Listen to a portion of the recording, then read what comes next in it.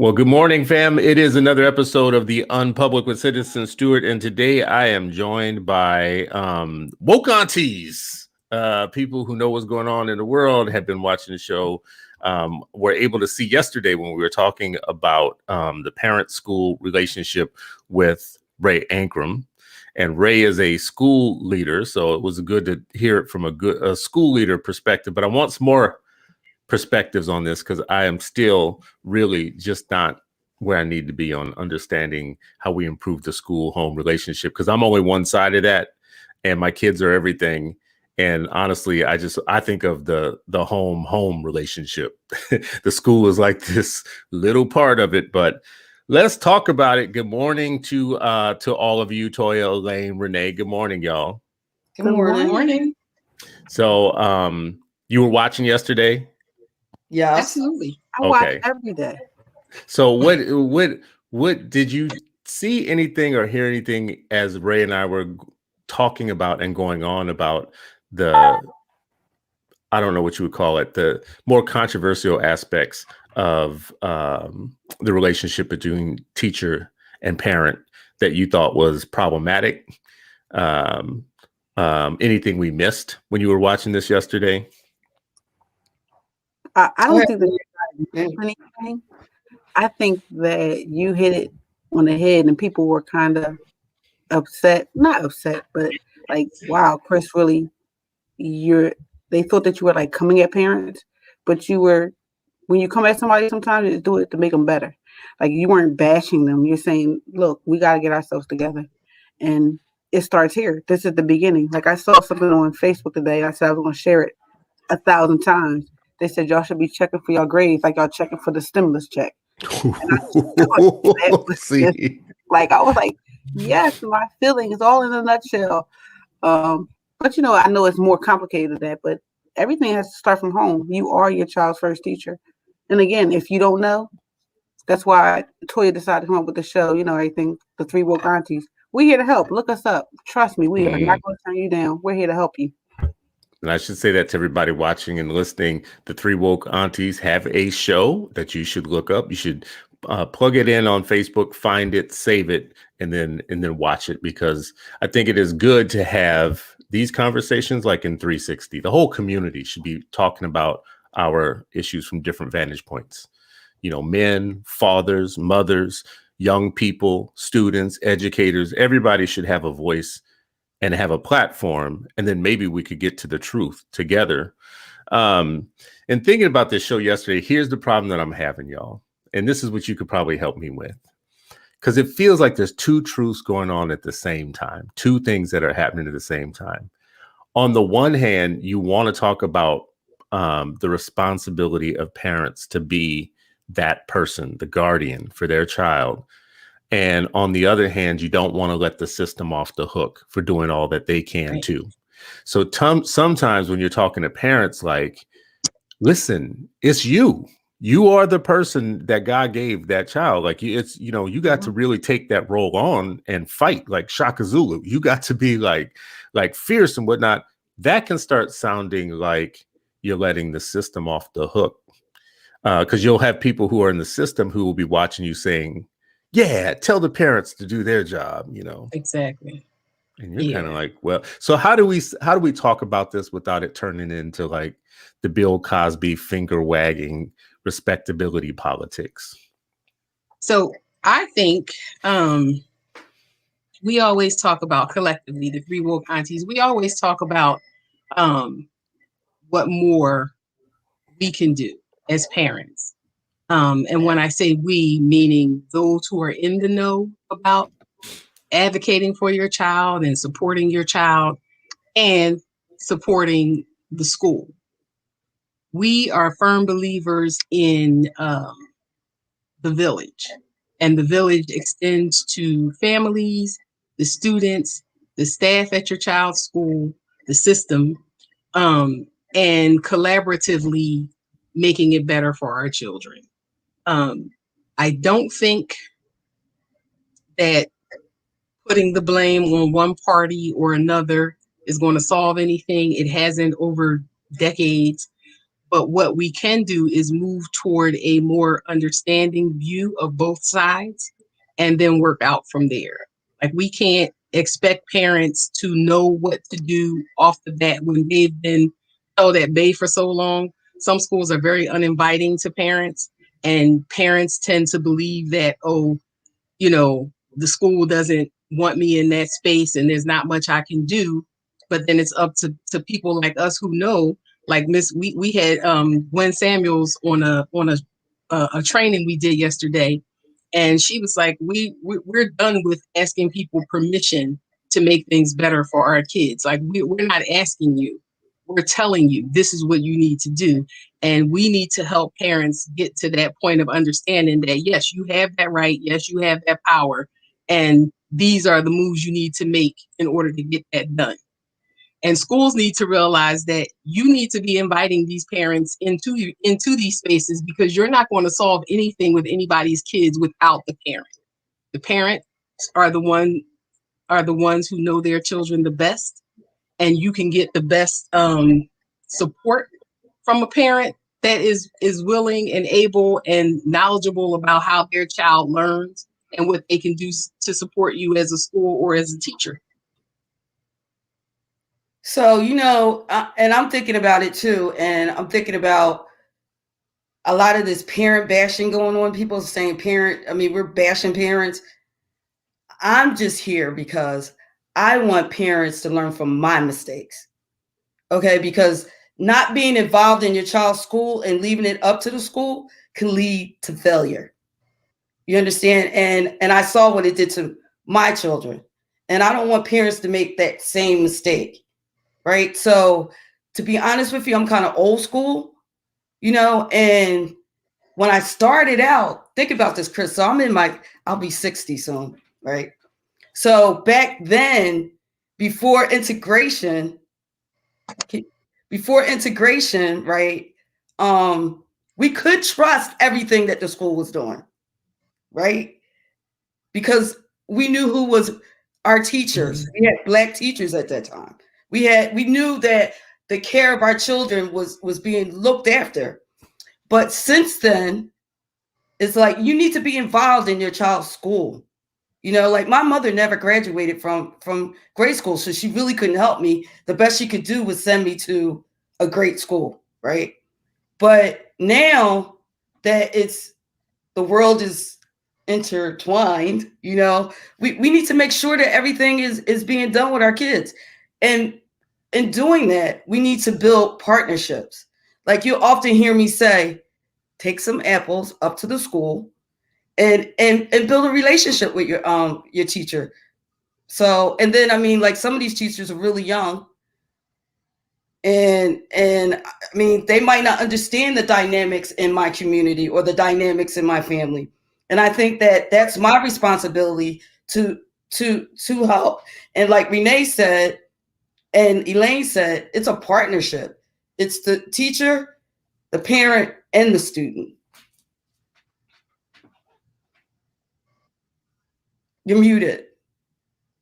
I think she's talking to somebody else.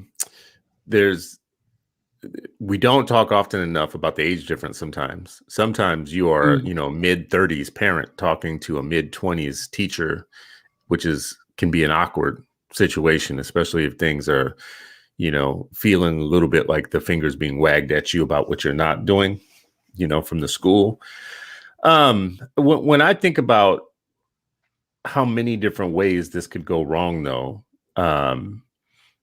I feel like a lot of them are tied up in what you just said, Toya, around how much are you monitoring? How much do you know of what's going on? It feels comfortable to just put your child in and to not bother, because the schools do make you feel so out of place sometimes. They're not welcoming. It's easier to just not go there, not participate, and just assume that professionals are doing what professionals should be doing with your kids. But that assumption is hurtful. This is the problem, I think, in terms of feeling out of shape, like out of place when you go to schools. It's feeling like somebody's gonna make you feel ignorant, right, about something. So we have to make it okay for parents to be straight up, I don't know everything. I know how to look stuff up, and I know how to ask people. So I don't have to have all the answers. I don't have to be an expert, because that's the way I proceeded a lot in my parenting life. Was I was straight up with myself that I didn't know the majority of how these things work, but I knew I was going to ask somebody. And lucky for me, I found people who were like just happy to tell me how, things worked and how not to get, hoodwinked by the system. So I think maybe we should stop trying to expect parents to be experts, but expect them to be students. Like, you're going to learn. Like, you don't know everything you need to know right now, but commit yourself to saying every day I'm going to learn. And the biggest part of that, Chris, is being willing to ask. Because even amongst parents, there are parents who, can come to a meeting and rattle off, statutes and legislation and, the ups and downs of the chain of command, the chain of command, who you have to get to and how you get there. And that can totally overwhelm a parent who is just starting out or just starting to experience problems in their child's education. And to know that this person has probably been in it, like we collectively probably have about 40, 50 years in, even though, our kids aren't that old. Together, we have that amount of time doing this kind of work. But to be able to meet parents where they are and just, take them by the hand and offer advice is some of the I think most generous work you can do in this space. There are parents who not only aren't familiar with the steps you need to take to advocate for your child in the education space. There are parents who are illiterate. There are parents who don't speak English well. There are parents who have never set foot in a school building other than to pick up a report card or drop their kids off, and might not even know who the office staff is. Right. And so that village mentality is where we come in. It takes nothing to tell a parent, well, it's back to school night. Have you met with this teacher? Or, if you're having trouble with this teacher, if this teacher is not communicating with you in a way that you feel is productive, the next thing you can do is talk to the principal or the vice principal. And then the superintendent, exactly. The area and so superintendent. on and so on. Here, I got a question for y'all. Y'all heard me say yesterday, I visited a classroom. There's kids sitting just a little perfectly on the carpet. And then there's some that are sitting on the carpet, but they're getting a little jiggly. And the teacher's like speaking in a soft voice, trying to keep everybody together. And meanwhile, I'm sitting towards the back of the classroom and I got jokers like bouncing all around me, behind me and whatnot, So what's the conversation like between the teacher and the parent that's got the jokers who won't sit down and are bouncing around all behind you or whatnot? And the parent is not trying to hear it. Like, the teacher is like trying to have that conversation with the parents not having it. How do you make that's a real world scenario. How do you make that conversation go better? Can y'all hear me? Am I good? Yeah, you sound good. Okay. Speaking of which, I work at a school. So those things kind of happen like all the time, but I tell parents a lot of times you have to know your kid is good, they're bad, and they're in between. And I can just go off of mine. Like, I know my son is not a saint. I know if he's in the classroom and you're really not paying attention to him, he's going to be like mumbling. That's his like go-to. He's a mumbler. And the teacher be like, well, what you say? Like, I ain't say nothing. I'm like, so when she calls me, she's like, well, he was mumbling. I'm like, yeah, okay. How do I? And then I go home and tighten him up at home. But I also allow her to understand that he may be mumbling, saying something right, or he may be mumbling something wrong. You don't know. You never know. I mean, I still haven't figured out as a parent myself, but I'm here and I'm willing to work with you. I think that's the most important thing. We have to be willing to work with parents, and parents have to be willing to understand that when your child leave home, they are nothing like they are at home. They're nothing like that. My son plays football, and to tell you, I see a total, what's after 360? Like, I don't you see a total different person. Like my son be like, Mhm. this feels good to go ahead and hit somebody like that. I'm like, what? What is wrong with you? Like, are you okay? But that's just showed up on the football field. He's a great student and all too, but you gotta know they're good, bad, in between. Like I know he's a handful myself. I raised him. He's his mother's child. I think that's It's like funny. so important though, is to like know your child. That's like the best advice Oh, I've heard, is because sometimes you have to know, when you just said know the good, the bad, and otherwise, then if you do know those three things, nothing will sound out of place when a teacher reports something to you, and you'll be smart enough to be like, no, no, that don't sound right. Like that doesn't, they may be telling you something like, you don't have an aggressive child, and they'll say aggression, and you'll be like, mm-mm. Or maybe you do have an aggressive child, that, and you'll be like, okay, let's work together. But at least if you'll know when something sounds out of shape. Toya, what were you gonna say? I was going to say that was my Romeo, right?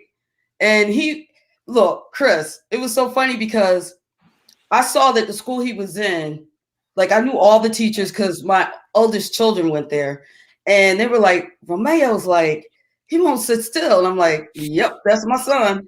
And he's like, he always comes to me and gives me hugs. I'm like, yep, that's my son. And then she would be like, don't let that confuse you with his learning, because maybe he's not learning, or something to that effect. And I'm like, okay, first of all, you're not going to break my son's spirit, right? Because that's his mother. I don't sit still. I'm always talking, and I'm lively. So not until I found, and I'm go right out there and say, not until I found Kip did that work. You understand what I'm saying? Because those teachers were just as bubbly as he was, And this one teacher was like, she was older, and I'm telling you, Chris, they said it at the daycare, they said it at the school, and they still say it, And I'm like, thank God, I thank God for his spirit. I thank God that he's like alive. And at Kip, they saw that as an asset. What can we get out of Romeo today? Because he's so excited. You know what I mean? And Now, doesn't Kip though? I mean, like, listen, I don't mean to pick on any kind of school, but doesn't Kip do all the like behavioral modification prompts, like slant, look me in the eye, track, sit back, stand up, stand on one toe, put one finger over the lip, huh? You think it was any different at a Catholic school? The Catholics, well, don't the Catholics do a little bit of that too? That same That's stuff, what I'm like saying. sit for Jesus, roll over for Jesus. Well, that's my point, because he was in a Catholic school. Okay, he was in a Catholic school before. Yeah. Okay. Yeah. Right. But they're teaching him. Okay. Yeah. He's learning. Like, and when we got to Kip, Romeo was in the 6th grade on the 3rd grade reading level with all that discipline and not learning. Wow. So exactly. Well, and that makes me wonder about, though, if you have more than one kid, you might end up needing more than one school. Ooh, right? Quality Absolutely. education. Yeah. That's why we're very big. We don't get into that choice, because everybody has a problem with the word choice. But not everybody. Not us. But not us. Equal. But we thrive on a quality education. However For it comes. your child, no matter what Mm-hmm. type of school it is. I have 5 children, and I'm telling you, all 5 of them, their K-8 was in the same place, but that 9 to 12 was definitely different places, because they had to go off of what they needed to know and what they wanted to be and who they were as children. Because if it's crazy, it was crazy for me at one time. Like, my son went to Boys Latin. I have a son at West Catholic. I have a daughter in cyber school. I have a daughter in special omit schools. Like, so Wow. I'm going all over the place. Like, hey, I'm at every parents meeting. All the teachers know me. All the staff knows me. The principals know me. They're like, Miss Brown, are you here today for? What are you here for? What can I help you with? Yeah, I'm coming here to check it, get this together. That sounds like a full-time job. It is. And I have a It full-time job absolutely here. is. It is. It Yeah. absolutely is. My I signed up three for it. in the four in their elementary years were in 4 different types of school. Not, Mm. you know, not separately at the same time. I mean, collectively, a couple of charters, a couple of public schools, cyber school, homeschool, and one got a little bit of time at a private school because Mm. I just was not satisfied with the quality of the education, and I could not be satisfied leaving my children in a space that did not care for them. Was that more So yeah, about it is. was that more about the homeschool relationship or the parent or the teacher student relationship, the relationship when the student was there at school? Yeah. When the It's more that. student was there at school, and even the resistance against a parent school relationship, like Mm. some of the public schools were horrendous with, Mm. We really can't deal with this right now.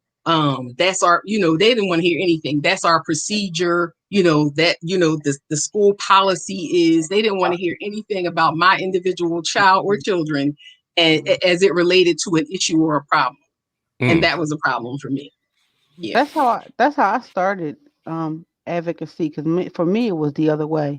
My daughter, my oldest daughter, she's 25 now. I put her into a private school to begin with. And they told me, oh no, she can't go to kindergarten. She needs to go to first grade. So I'm like, okay, maybe, maybe I'm doing something right. Go me. And then when I couldn't afford it anymore, I put her into a public school. And the whole year, the teacher begged me to get her out. And I'm like, what do you mean? Is she not learning? She not smart? What do I need to do? Remediation? They're like, well, I'm gonna put it to you this way, Miss Brown. Alexis, she's in the second grade, but she reads on like a fourth or fifth grade reading level. And these kids in here, everybody else is on like a, kindergarten, first grade level. And I'm like, so what does that have to do with me or her? Like, you can't modify her work. You can't make sure she does this.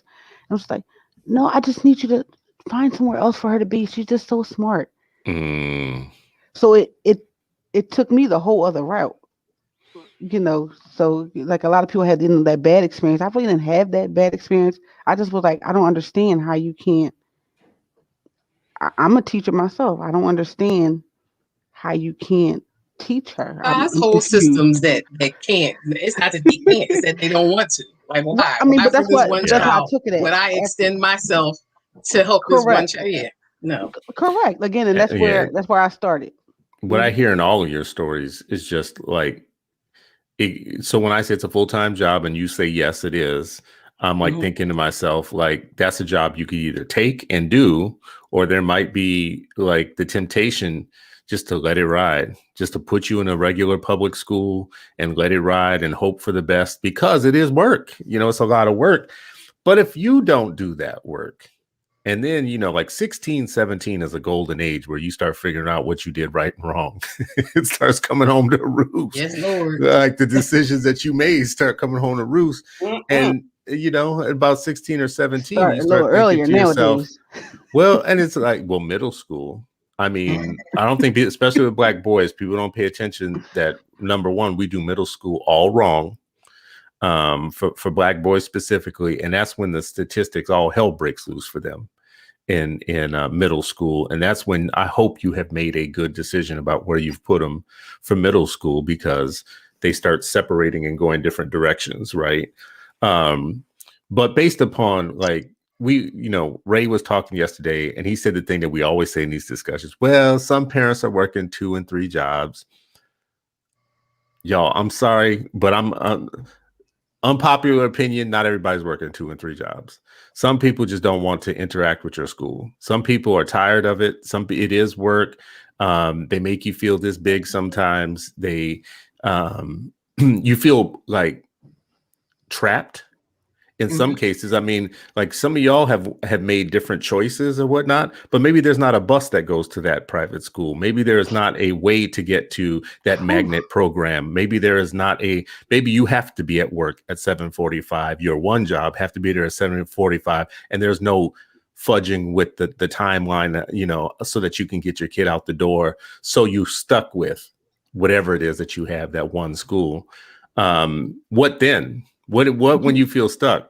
Chris, you just have to want better and do better. At one time, with all my kids in school, I was working 2 jobs. I worked from 7:45 to 3, and then I worked at 11 to 7. Mm. So, and best believe all the teachers still knew who I was. Best believe I was there at the drop of a dime. I mean, it cost me a couple of jobs, but I mean, hey, but you have to want better. I want better for my children than I got. And contrary to popular belief, I got pretty good. I wasn't educated in the city of Philadelphia school system. I thought I did something wrong when I was younger. My mom shipped me to Jersey to go live with my dad. And when I came back to Philadelphia, I was very confused. I said, "What you mean you don't have wood shop, electric, car?" I had to, and these were classes I had to pass. It wasn't, I can just sit there and not do it. They didn't care that I was a girl in mechanics. They're like, "You're going to learn how to put this thing together. You're going to learn to change this oil, and you're going to get a grade on it. Synthetic oil, you need regular, 5W30. What's going on?" Like, and when I came back here, because my sister's younger than me, I was just like, "What is this?" Like, but you just have to want better. My mom didn't care that I didn't like it over in Jersey. My mom didn't care that I was what they would call depressed over there because I wasn't with my mom and my sister. She was like, "Yeah, okay, that's nice. We're gonna And talk the to you, choices you and have then to you gotta make, go." though. Yeah, the Yeah, choices you you have know to what? make. There's always, I want to say because I was that parent and I worked full time, and it's not that I worked like several different jobs, but I did work in retail. So some weeks it was like 60 hours or whatever. And that's when and what I want to tell parents, you got to find your options and you got to research your resources, right? You got to go into your resources and pull somebody out the head. You know what I mean? And partner with another parent that can help you through this situation. Like for instance, and I'll say it every time, I am not the early morning person, especially working in retail. Okay, so trying to get my kids to school on time was hard. So I partnered with another parent who lived around the corner who would pick up my son. She would even feed my son some mornings, because it was tough for me. I mean, retail was a beast. It was a beast. And I was trying to like make money so I could send my kids to these private schools and all that. And then in the household, and I'm just going to say it how it is, right? My daughter, thank God, she was like the assistant manager in the household, right? I have 2 boys and a girl. My daughter, she totally would help me get them ready for school, and for parents, I know how it feels to feel hopeless, like stuck in a rut. I understand that rut, but at the time, you could also partner with other parents in your child's class. Your child's going to have friends. And what I suggest you do is check out your child's friends anyway. That's what you have to do anyway. And then partner with their parents, and find how you guys can come up with a plan to make sure that that works for everyone, you and them. Maybe you watch them on the weekends, the other parents' kids or whatever, but you got to find a partnership. The other thing is partner with the school. Let them know, if it's bad at the school, get those parents together and raise some cane. But otherwise than that, just find a partner. And not just partner with parents. So it's not always about Renee and I go back and forth. And I know it's just a matter of how things are worded, not really that it's like a put down for parents. But when you say you just have to want better for your kids, I think we all want better for our kids. It's just that some of us don't have the wherewithal to do better. And when I say that, what I'm talking about is, yeah, it's easy for those of us who have done it, who have been through it, who have the wherewithal. Even if I'm working 2 to 3 jobs, I was a Googling fool. I Googled everything. I Googled supplemental programs for my kids when they were stuck in underperforming schools because I still wanted them to get some some great opportunities and great experiences. So they every day after a day at a bad school, they were in a great program every day, 7 days a week, almost like every other weekend, whatever. But if I wasn't a parent that had the knowledge to know that I can find free resources if I Googled it, right? That's information that we need to share. Toya spoke about, bringing that village in, having somebody partner with you to drop kids off, pick kids up.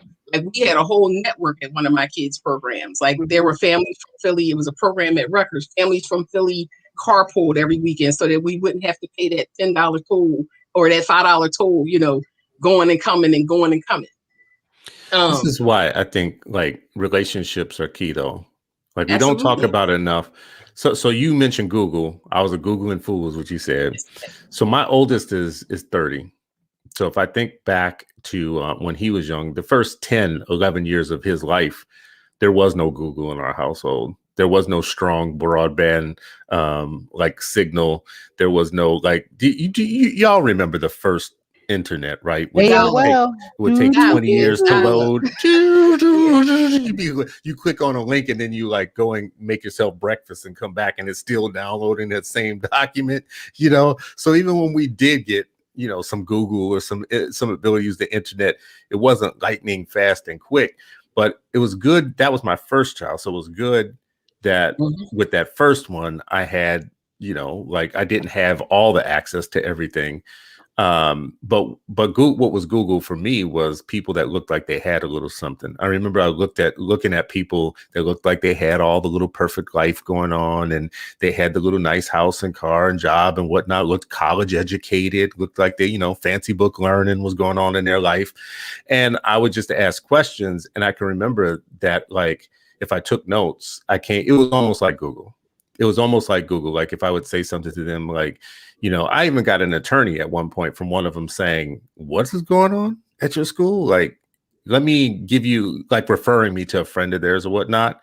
If it hadn't been for people doing that, who were willing to share information and willing to hook me up when I asked a question, like the hookup was everything.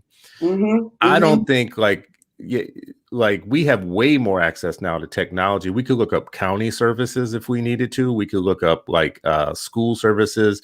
What do I do if, we could look those things up. There's still some parents that are really isolated, like alone. And no internet access.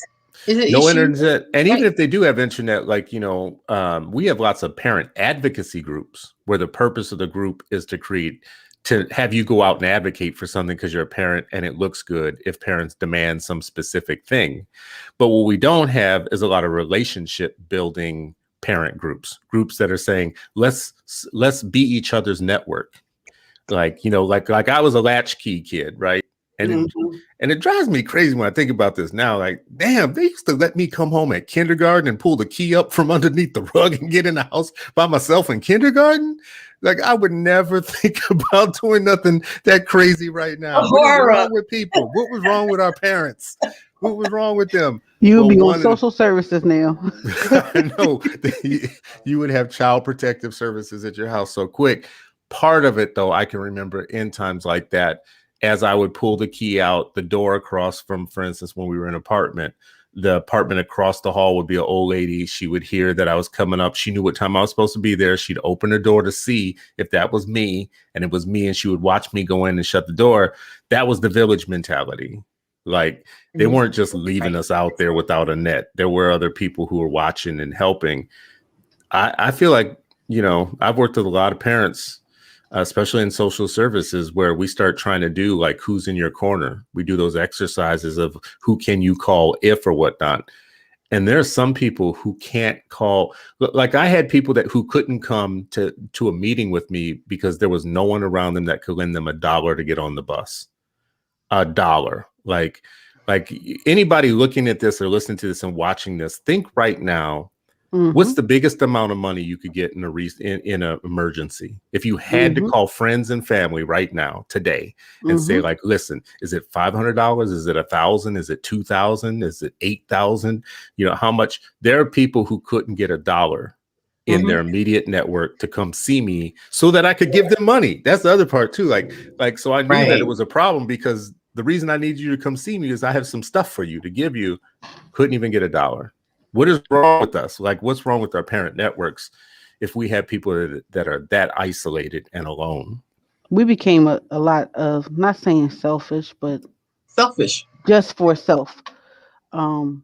We became a lot of that. That's why the Three Woke Aunties, we've been talking about trying to get some good stuff out here to help parents. Like we see the need, we want to help, we need to help.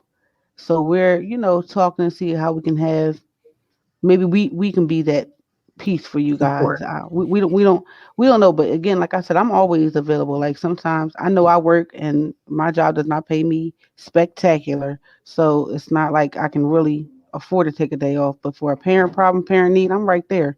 Like I just got a text from my son's teacher, and he's hybrid today. So she's like, well, he only got a 50 from his participation today. He didn't get 100. And my question was what was the reasoning for the 50? Was he not online? She said he told me he needed to use the restroom. I said, oh, okay. Well, after I finish dealing with what I need to do in school, we'll have a conversation about why you decided to give him a 50 when he needed to use the restroom. So I mean, and I'm definitely about to go in on her. But again, this is where, a lot of parents are tired. I'm tired of you calling my phone about nonsense. I mean, think how crazy what you just said, though. Right. Like, Lord help any teacher out. who calls me to tell me that, like, my child went to the bathroom, so they got reduced credit. Right. That conversation is not about to go well. Not. Right. I mean, I'm talking for me. I'm not talking for you. I'm just saying. No, you saying it right for me too, Chris. I don't hold nothing. I'm in my very life. rebellious. And then you know what they're going to do on the other end? They're going to be like, "See, there they go." Right. They always, Right. Well, hold on. I got to tell you, right? I text Ray like 12 o'clock. I didn't even know it was so late last night. I text Ray. I was like, Ray, please hop on this call. I had just got off the phone with my daughter. She's doing some teaching, right? And she's teaching an art class. They went, and it's virtual, right? And she was like, Mom, this little boy, he was on the virtual call, and then his camera went off, and all I hear in the background was like the dad saying, "Damn, she's fine," right? So, my daughter told me that. She was like, Mom. Then I had a child who, like, she said something kind of smart, and I was told to call the parent, and she said in the background, I was talking to the parent. I heard the parent whipping her butt the whole time, right? It was like, oh, yes. And she's like, Mom, half these kids, they don't have their cameras on. You don't know if they're there or not. They're not participating. She's like, I am afraid. My daughter this is her first year, like, in a classroom. She's substitute teaching, right? She said, I don't know how much they learned last year, right? Because it doesn't look like anything in this school, right? I was like, oh my God. Like, where do y'all come down on the things like, so of course I'm going to say it's ridiculous to get reduced participation points if you stand up and go to the bathroom, right? Like we're going to have a problem with that one. But there are these other controversies around things like, should we make kids be on camera or not? And I just know with my three, like, I have a set of expectations. My dad was one who said to me all the time, he was like, if you right, they're going to have to deal with me. If you wrong, you're going to have to deal with me. Right. That was like our rule. Who would you rather deal with? So he was just like, either way, they're not going to take you for granted, and you're not going to take me for granted. You're not going to. So I was in line just in that way, like a healthy, fear of father. But what I always knew was, if my teacher was wrong, my school was wrong, if they were, well, my dad was going to be my biggest champion, right? He was gonna fight it out for me. But with my kids, I think I have a certain set of rules. I expect you to participate. I expect you to stay on top of your stuff. I expect that it's not going to be a full-time job for me figuring out what assignment you forgot or you lost or whatnot. Now we got 3. And I should stop saying me, because my wife is doing the heavy lift on this. I don't want I don't want to perpetrate a fraud out here. My wife is doing like the heavy lift. I think part of it is that she would prefer me not be directly involved with the schools until there's a problem. Right? Like if there's a problem, it's like, let's bring him in. If not, you know, we went to a meeting together once at the school. And I can't remember what the issue was, but when she got, I noticed she kept jumping in front of me. Like to, you know, she kept jumping in front of me on things. And later she was like, "You're so harsh with them," you know, blah blah. Oh, you like, a me, Chris, huh? That's listen, what they rather deal with.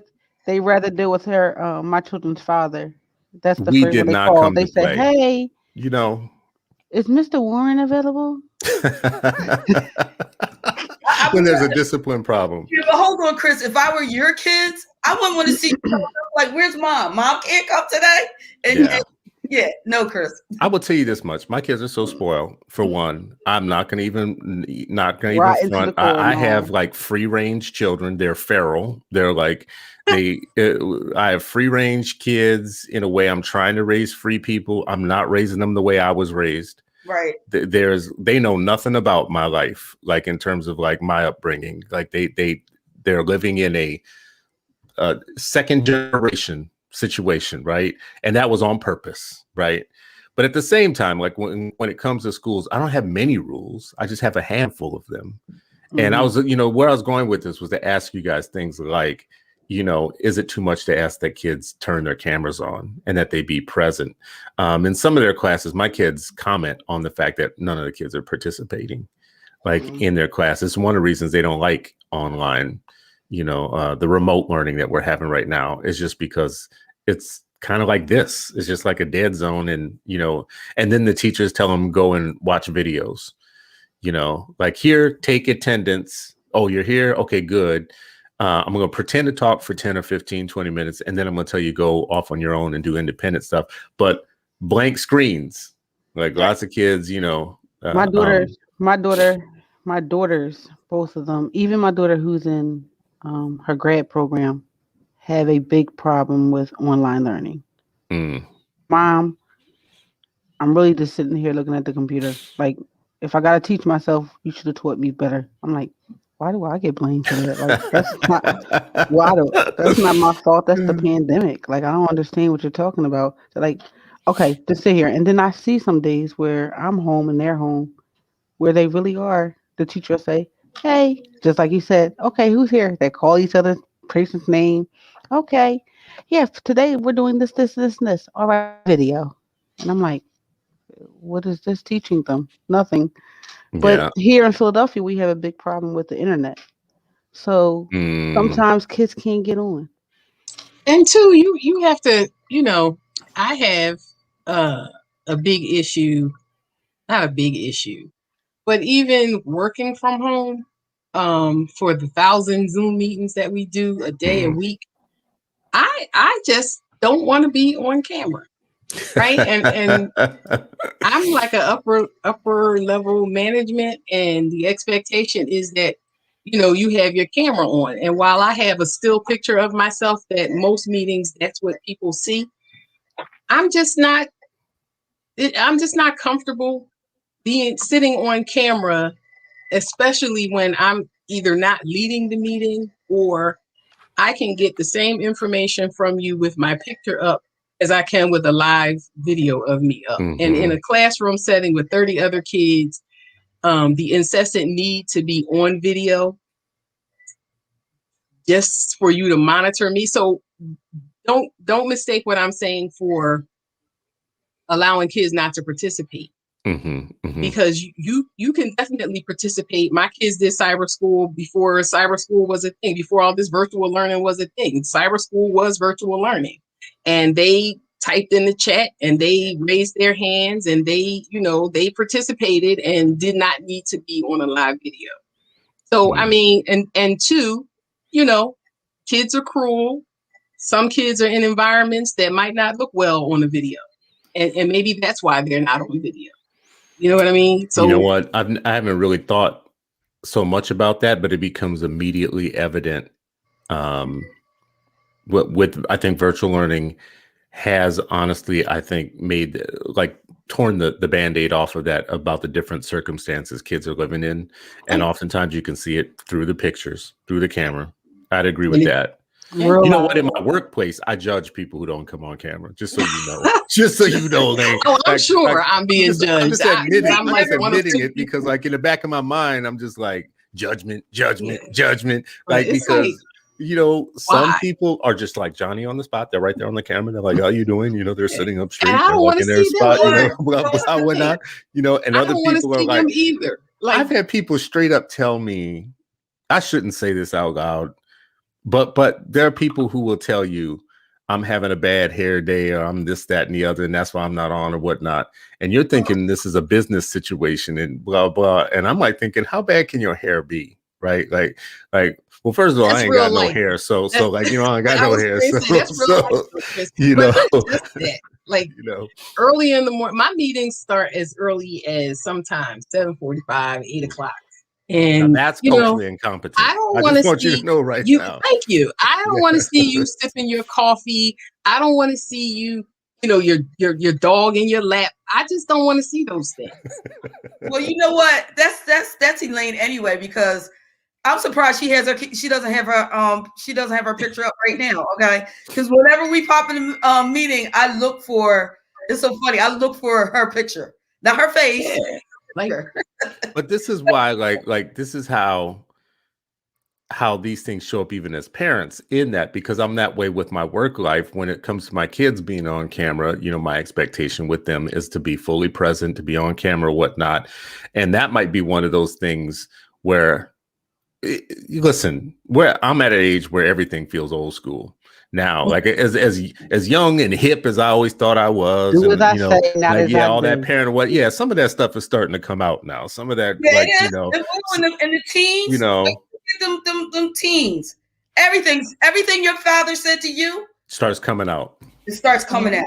Yeah. And it makes you mad, makes you sick. You're like, did I just Like, say 'cause that? I said so. Because I said so. Why, mommy? Because I said so. Leave You know me. what? you don't even know why. The other day, my grandchildren were here and my Zoe was in school. It was hilarious, right? I'm sitting on the sofa with the other two, and I hear the teacher and the camera's on, blah, blah, blah. And she's asking her, well, where are you today? I'm like, hold on, sis, right? Hold on. And then I hear her say, Zoe. I thought, Zoe, sit down. I'm like looking at my grandchild sitting down. And I pop up and Zoe's like, Gigi, no. She said, Chloe. I was like, oh, okay. Everything will be all right now. But I'm like, why does she need to know where you are? You know what I'm saying? I just want to be real And I'll with you pop right in, now. I'm like, There here's is no. the right. Here's the grandma. I'm right here. Is there a problem? She's paying attention. She's sitting there like, and her voice had a little bass in it. I'm like, is she yelling at you like that? And she and Zoe was like, no, mom, Gigi. She said Chloe. I was like, oh, okay. I just want to say, like, Tanae had a comment here where she said teachers can create an engaging virtual learning environment. And I don't know that all teachers were trained on how to do this. We just went to virtual, like, and we pretended like it wasn't some different form of teaching, which it is. I will say I was given a pass to drop in on Success Academy for a day. So I went from classroom to classroom to classroom virtually, like popping in the different classrooms or whatnot. And I had never seen, so I've never visited directly during a school day, Success Academy, to see in classrooms. So this was my first kind of, you know, look at it. Man, it was a trip. Like kids are fidgety, they fidget, they do their things or whatnot, but their teachers are masters at prompts, at like the prompts that keep you on track, and the little rewards that keep you on track, and the, you know, the little phrases and speeches or whatnot. And I was like sitting there thinking to myself, well, damn, I need to, you know, bring some of this home. I need to try some of this. I need to try some of this at house, because it's wild upstairs on any given day. I wanted to say that no one was given this playbook on how to do virtual learning. We had to figure it out by ourselves, parents, teachers, administrators. Again, so for us to not to have some type of compassion for some things, to me, it's Yes. unforgiving. Thank you, Like Renee. it's and I know, like I said, me and Elaine, I'm the rebel of the group. I'm pretty sure you could tell by I my don't know why comments and she stuff, said she's Chris. the rebel. We just I differ really in am. opinions. It's No, not no, that hard. Like, no, because I'm ready for anything sets me off, and I know at my age now, I know where I am, and I'm okay with that where I'm at. I just know that I'm just not for certain things. Hmm. I teach, so why can't you come up with a system of teaching online? I'm confused as to even when here at work. It was so hard today. It was hard for you to sit down in the classroom. I'm confused. Like, help me again, understand. Renee, it's not that they can't, it's that they They don't think want it's to, right. and that's the It's point. not like You it's have to There's not. want to do it. You have to there's want some to. middle class preciousness sometimes in Mhm. education, right? Where you think that what you're doing is literally slavery, or you feel like you're literally the martyr, and you forget the fact that right now a nation of children are about to lose a year, and Mhm. a good part of that nation of children couldn't afford to lose a year. They couldn't In the afford to first have place. in the first Exactly. place. Right. So I'm thinking future. That's all I keep thinking about. What's going to happen in the future? What's going to happen 2 years from now and 3 years from now? Well, we know what's going to happen. They're going to be numbers. They're not going to be great. And then when you break them down by race, they're going to get worse. Like, right. Like, so when we break down like what's happening. So I don't think that everybody is meant to be teaching, just to be very honest with you. I don't think it's everybody's gig. And I definitely don't think it's everybody's gig to be teaching in a tough time. Like there's some people that could probably be great teachers when things are going well. Like, but right now, I mean, you have people. Well, first of all, some of the teachers got them little jokers bouncing around behind them as they're trying to teach too. They're at home with their own kids, right? That So, ain't no joke, but you know what? Let me just shout out some good teachers, right? okay, do this. Michelle Newell. She's Dr. Michelle Newell. She's in our book club, Chris. And if you could see how she has her classroom set up, how she has her children engaged, she is doing a phenomenal job. Okay. And then I could go to some of the teachers at well, you know, I'm gonna say KIP, at KIP, right?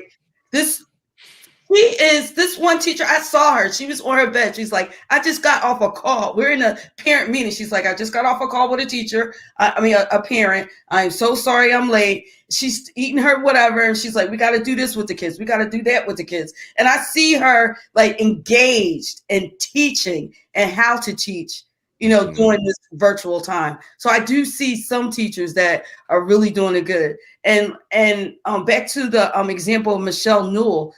She was doing she had her kids doing YouTube videos about like, Black History Month and like getting engaged that way, you know, and they participate, like their participation and engagement is amazing, you know. So and then Tanae, right there, Tanae, she's a curriculum writer. So she's all about like you heard her comments or see her comments. She's always about engagement and how to teach the kids during this time, because engagement is important anyway, because thinking about in the classroom, not everybody's raising their hand anyway, right? The kids ain't really trying to participate in the classroom either.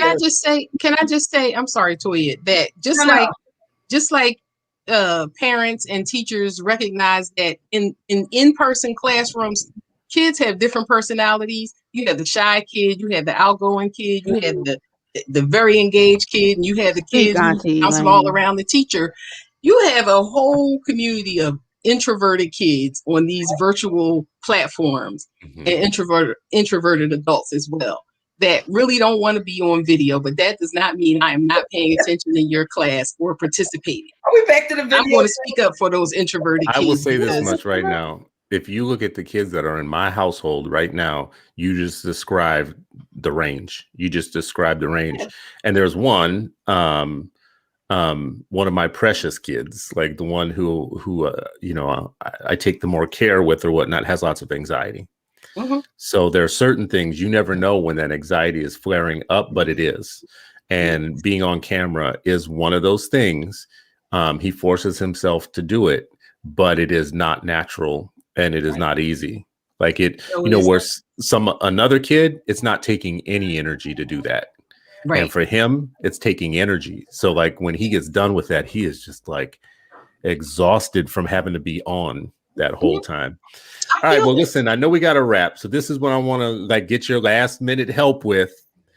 Help me I want to keep talking about this parental responsibility piece, this piece where the parent is responsible for the outcomes of the child, not because you want to like diss parents, but because it is literally true that the wolves are after your kids and you're all that they got. So whether you want to be responsible or not, or whatnot, the world is after your child. Right. Like that's it's just the reality of it. So how do you communicate this without getting into the Bill Cosby piece, though, like without the finger wagging and the respectability politics and coming down on parents, but you're still delivering a message of the world's cold.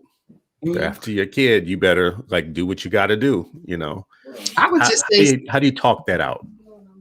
I would say start small, right?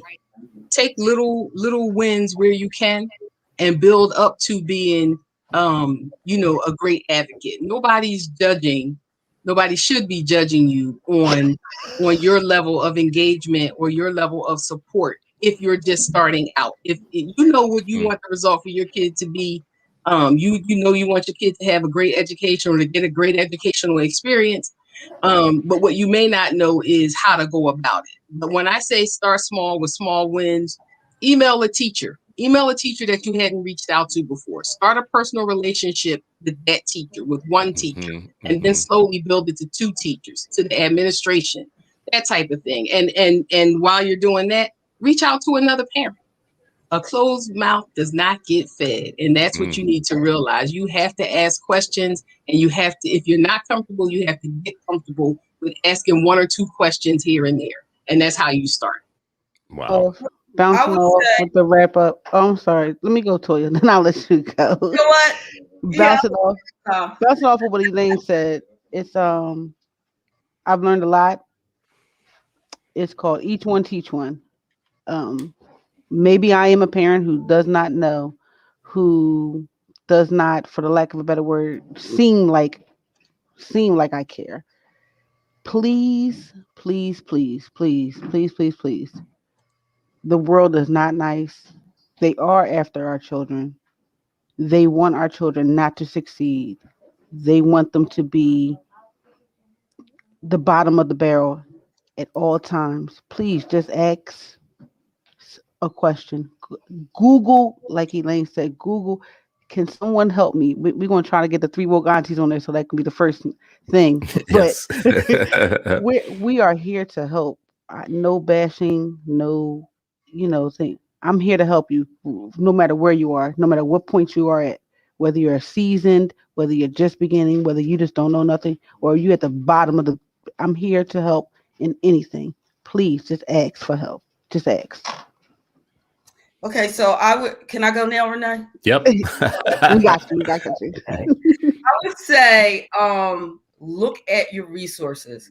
First of all, parents, it's okay to not know. Like Renee said, you don't know what you don't know. That's the first thing. Okay.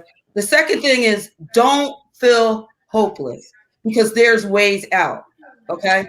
And the way out is to look at your resources. Okay. Look in your phone and just find somebody that can help you because I'm sure you have numbers of someone. Also, you can talk with your teachers or even go to the school early in the morning and find a parent to partner with. And if you can't find a parent to partner with, start a parent group at your school. Well, I love it. I want to thank y'all for coming on this morning. The 3 woke aunties. For people listening and watching, go to Facebook, type in 3 woke aunties, find their show, link to it, join it, and then get the alerts. So when they have new shows, you can watch them, reach out to them, seek them as experts. We need to build a community of parenting. We need to build the village that we once upon a time had. I hate saying things like that because I sound like I'm old. I used to back in my my day, we used to like take care of each other and whatnot. We didn't take care of each other any more or less than we do right now. We just had different circumstances. Right now, it's still possible. It's still possible for, what you just heard, like have a buddy system that goes on, because not everybody knows everything and not everybody is perfect in every situation, but everybody can support each other so that we don't have to know everything. Not one parent has to know every single thing. So I appreciate y'all for watching, for giving me an hour of your time in the mornings like this. I appreciate the 3 woke aunties for being woke and for being aunties of the village. And listen, keep hope. Like Toya said, like you got to keep the hope up because our kids only have you. That's all they got. So thank you all for watching.